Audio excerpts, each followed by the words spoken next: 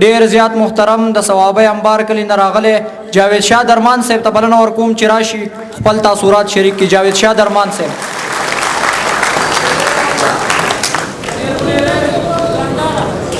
هلکه دا اوچتېږي نه نورو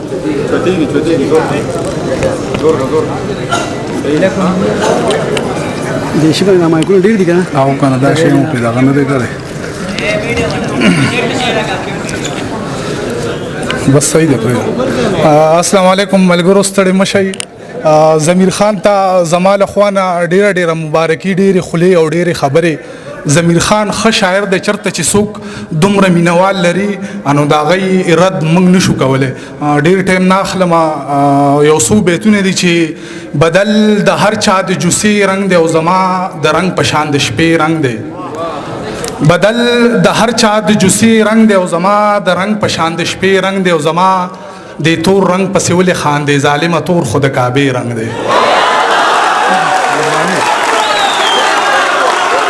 مننه مهرباني دي.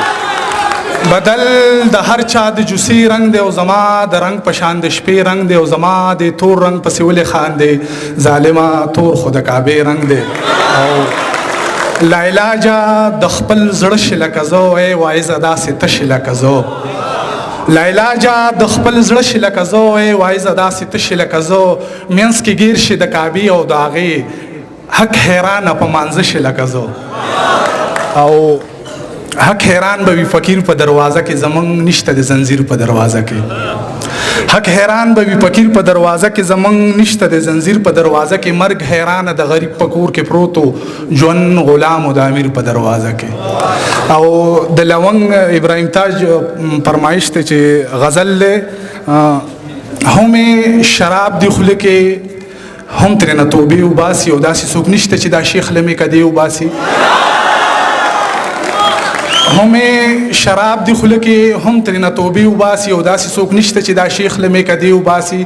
احرام چې وتړي تصویر به د کعبې وباسي او دا بعضې خلک صرف دې لره جامې وباسي. احرام چې وتړي تصویر به د کعبې وباسي دا بعضې خلک صرف دې لره جامې وباسي. که چرې مړم نو دښمن زما په لاش خبر کړئ زما یاران اکثر په داسې وخت کې خپې وباسي. که چرې مړم نو دښمن زما په لاش خبر کړئ زما یاران اکثر په داسې وخت کې خپې وباسي. دلته کې هر سړی کافر دی او دوزخ ته به ځي دلته کې هر سړی ملا دی او فتوې وباسي. او دغه غلام ابن غلام درمانه مو وي خودی کې څوک نشته چې خبره به د خولې وباسي. او دې ملګري فرمایش کړی دی صرف یو دوه بیته چې د دې جنګونو نه د تیر عمر حساب اخلمه ما سره کور کې یو ټوپک ته پې رباب اخلمه. درمانه هغه یو تصویر ته مې نن ډېر وژړل هغه ولاړ چې یو او زه ستانه ګلاب اخلمه. ډېره مننه دي مننه.